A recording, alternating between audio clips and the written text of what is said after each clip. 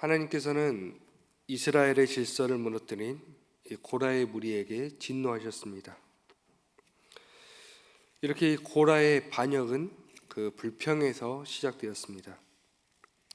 이 불평이 하나님께서 세우신 그 질서를 무너뜨렸습니다.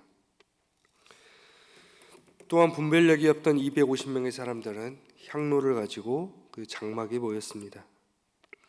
결국 땅이 입을 열어서 그들을 삼켰고 불이 나와 그 분향하였던 250명을 불살랐습니다. 이를 통해서 하나님의 뜻이 무엇인지 이제 확인할 수 있었습니다. 이렇게 이스라엘에 큰 일이 있은 후에 하나님께서는 모세에게 명령하십니다.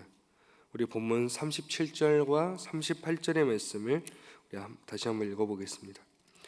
너는 제사장 아론의 아들 엘르아살에게 명령하여 붙는 불 가운데에서 향로를 가져다가 그 불을 다른 곳에 쏟으라. 그 향로는 거룩함이니라. 사람들은 범죄하여 그들의 생명을 스스로 해하였거니와 그들이 향로를 여호와 앞에 드렸으므로 그 향로가 거룩하게 되었나니 그 향로를 쳐서 제단을 쌓는 철판을 만들라.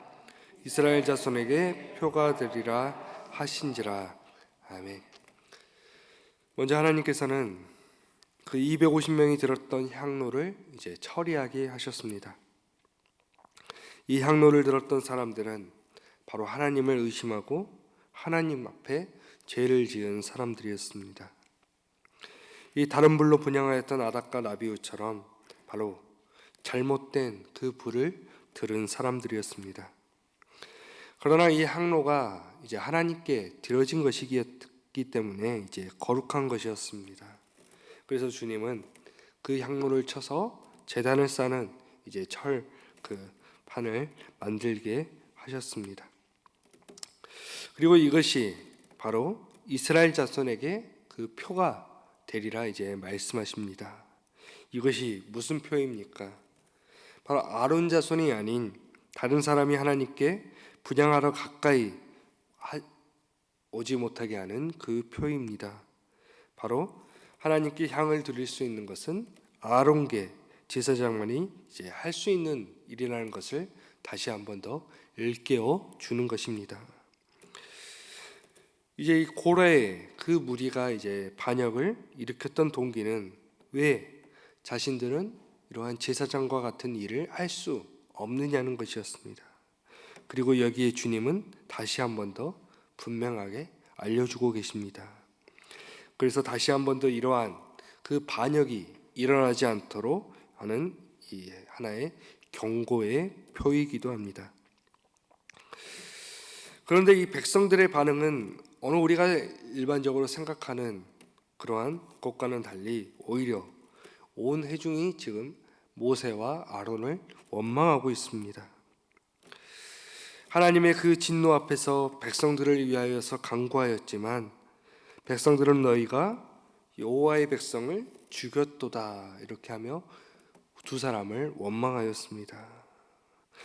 이렇게 지금 그 많은 사람들의 죽음을 지금 모세와 아론에게 지금 그 책임을 돌리고 있는 것입니다. 그러면서 어떻게 합니까? 이제 두 사람을 이제 오히려 치려고 하였습니다. 다시 한 번 더 이 모세와 아론에게 이제 위기가 찾아왔습니다. 그러나 이 위기의 순간 두 사람은 무엇을 하였습니까?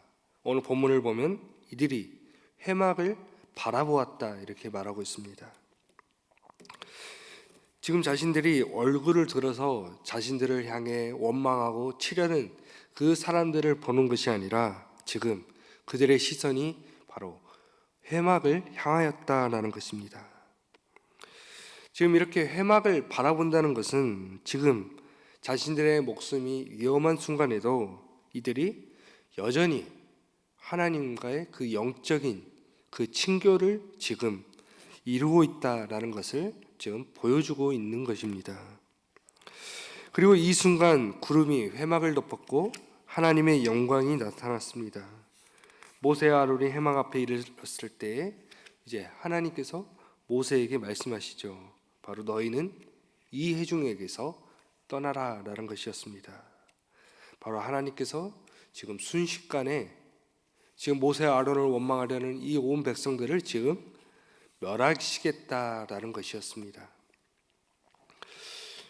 그런데 이러한 상황에도 모세와 아론은 무엇을 하느냐 하면 우리가 어제 살펴본 것처럼 그 자리에 엎드렸다라는 것이었습니다. 지금 이들이 엎드렸다라는 것은 지금 자신들의 목숨을 해하려는 이 백성들을 위해서 그들이 지금 간구하였다라는 것이었습니다. 이러한 상황 속에서 오늘 우리는 백성들을 원망하고 때로는 그들을 탓할 수도 있지만 모세와 아론은 그렇게 하지 않았다는 것이었습니다. 자신들을 향해 원망하는 백성들을 그들은 끝까지 그 마음으로 품었다는 것입니다. 결국 오늘 이러한 모습이 바로 참된 그 지도자의 모습이며 또한 공동체 안에 속한 그 구성원들이 가져야 할 그 성품의 모습이라 할 수 있습니다. 우리가 세상에 속한 공동체는 어떻게 합니까? 잘못을 지은 사람이 그 잘못에 대한 책임을 져야 합니다. 때로는 그 잘못된 일의 결과를 오늘 우리가 다른 사람들의 탓으로 돌리기도 합니다. 그러나 믿음의 이 신앙 공동체는 그렇게 하지 않습니다.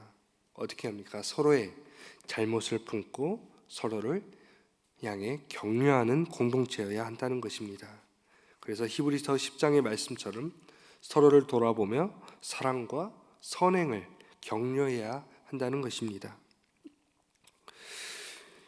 지금 이에 모세는 아론에게 향로를 가져다가 제단에 불을 담아 그 위에 향을 피워 지금 회중을 위하여 속죄하게 이제 하고 있습니다.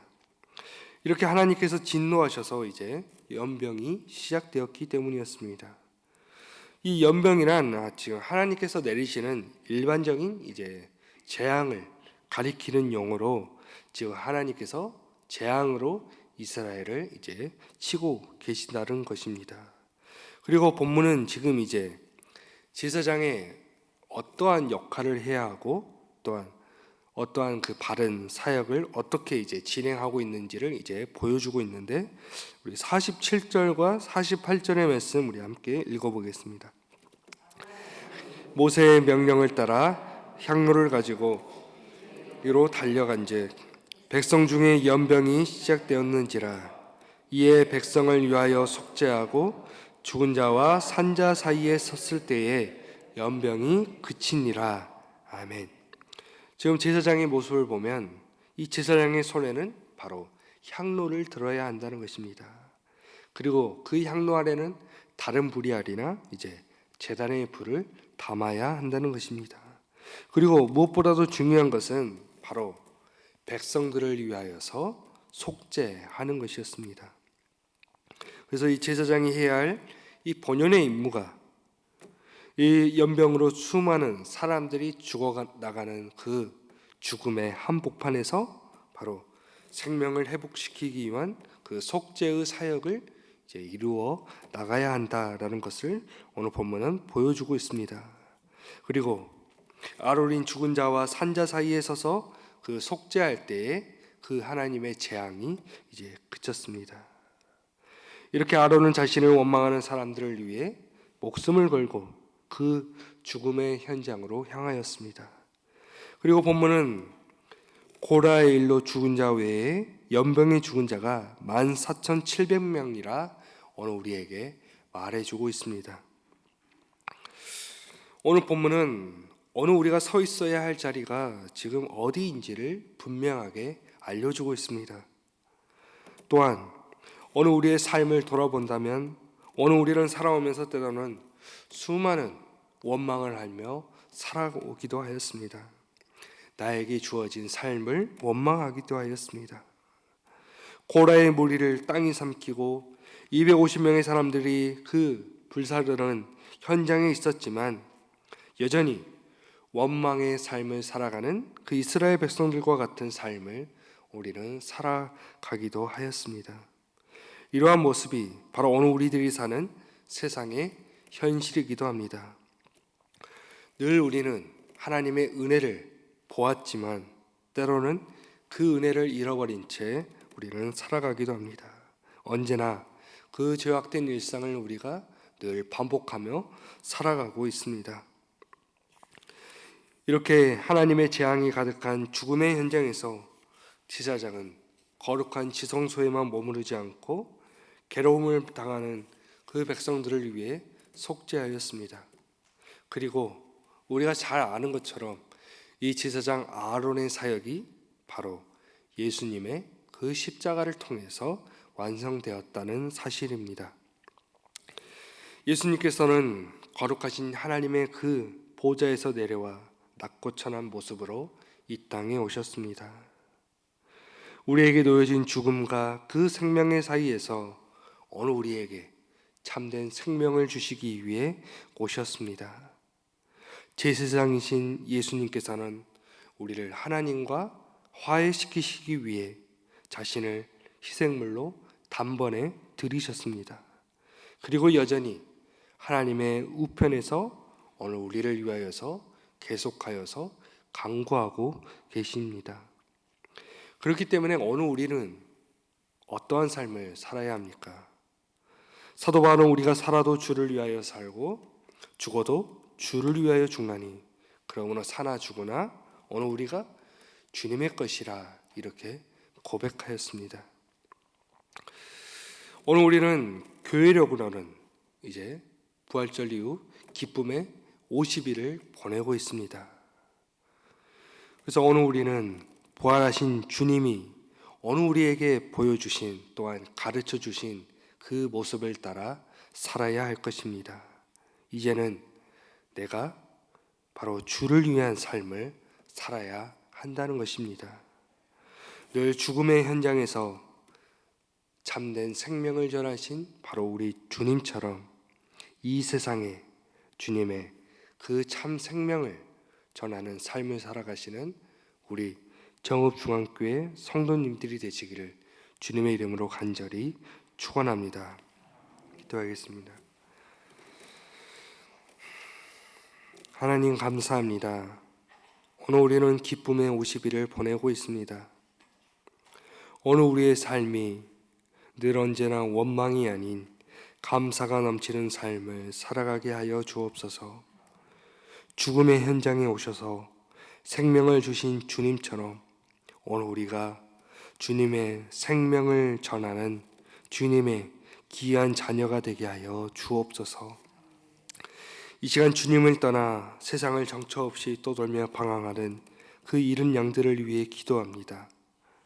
나에게 99마리의 양이 있어도 그 잃어버린 양 한 마리를 찾는 주님의 그 심정처럼 오늘 우리가 주님을 따라 살아가는 이들을 위해 기도하는 그 형제와 자매가 되게 하여 주옵소서.